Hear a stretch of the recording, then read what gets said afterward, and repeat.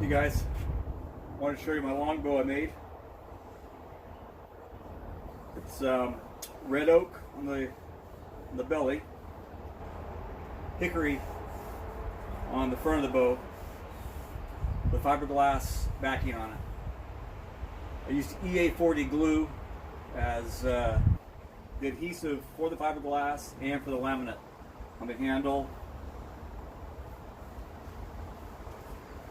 And takes about 3 days for it to cure with a cold cure. This time of the year I didn't use a hot box or anything, so I just let it dry naturally. And if you want to see how I made that, make another video with the leftover wood I have over here that I ripped down from some bigger stock. But I made my own string also with B55, and the string stretch was more than I expected. So I went from a 6-inch brace initially to like 4 inches in 20 minutes, and I was like, well, that stretched a lot. So twisting the string wasn't really what I wanted to do because of the if you twist it too much,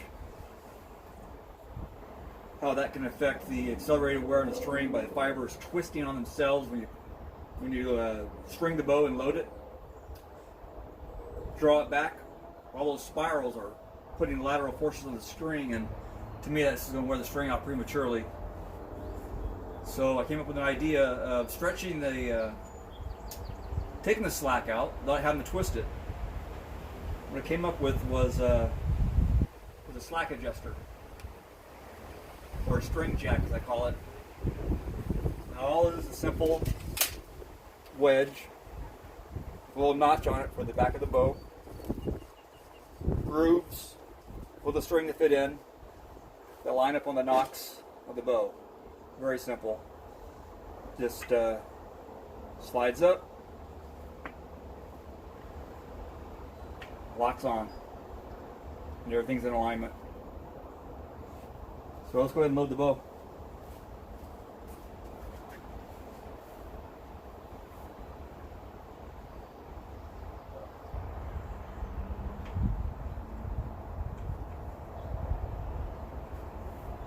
I like to lean on something for balance.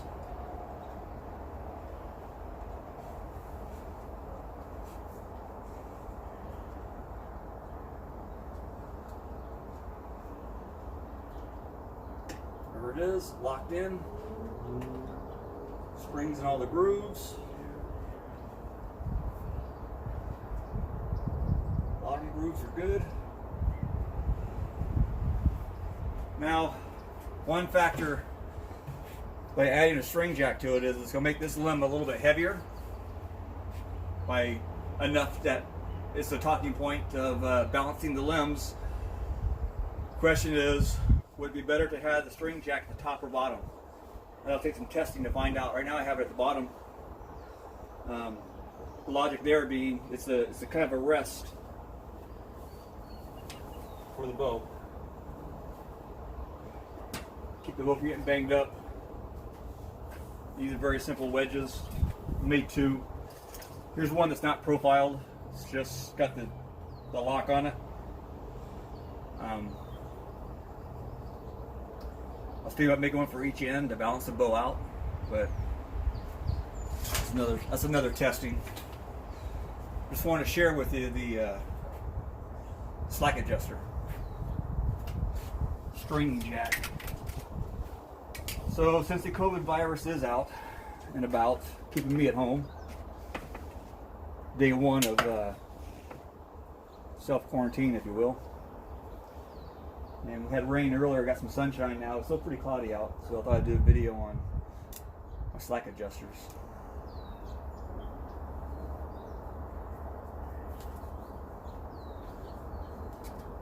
Oh, so when I was putting the tiller on the bow, I was measuring the draw length and the weight. Start with 20 pounds, real light, you know, keeping the bow limbs, minimal pressure.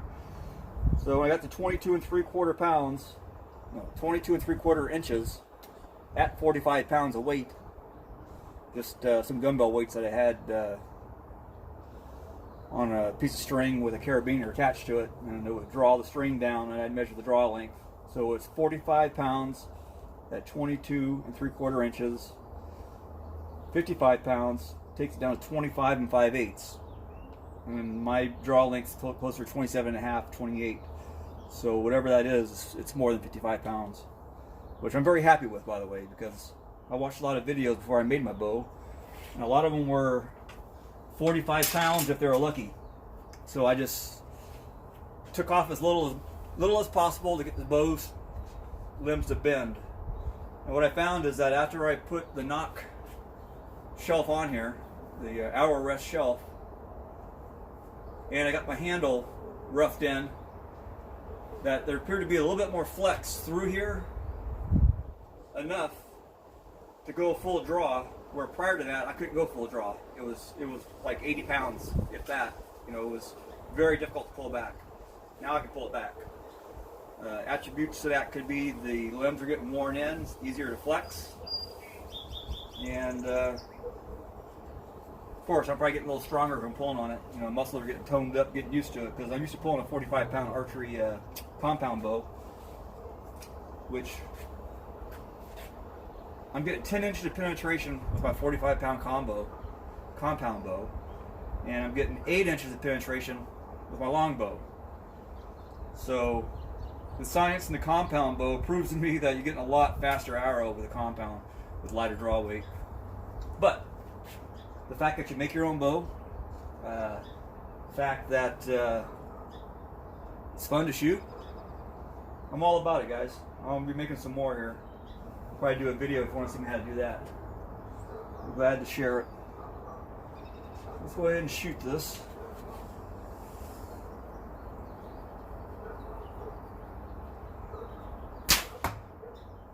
Bottom right.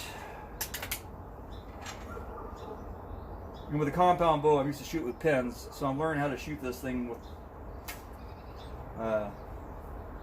pointing the tip at the target.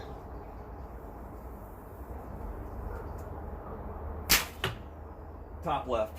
So I overcompensated. So after 2 shots, strings are still on. Still look good. I'm confident these things will not come off, guys. That's why I'm doing the video, because I like it. It works. Let me know what you think. After you try it, obviously. Right off the bat, you might have a gut decision saying, "Oh, you never want to put anything on the end of your limbs." Well, try it before you say something, because I'm very happy with it. Let's go look at the target.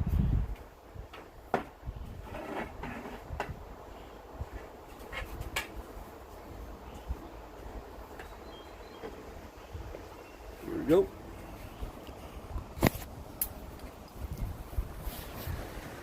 Clouds are coming in.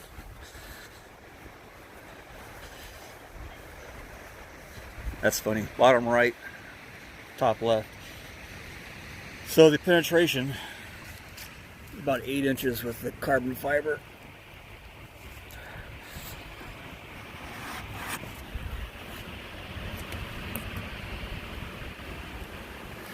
Check the bottom one.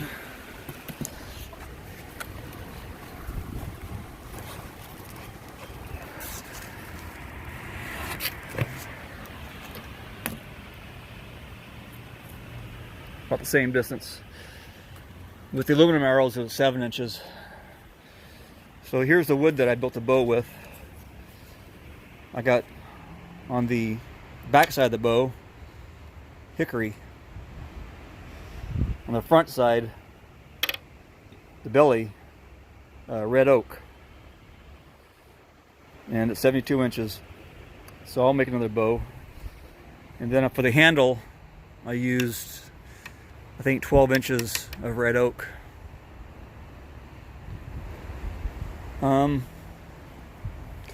I've ripped these down on my table saw. They were thicker like this. I just cut them in half with my table saw. Did a good job of ripping those down. So that's it for now. And I hope you like the string jacks. Leave a comment.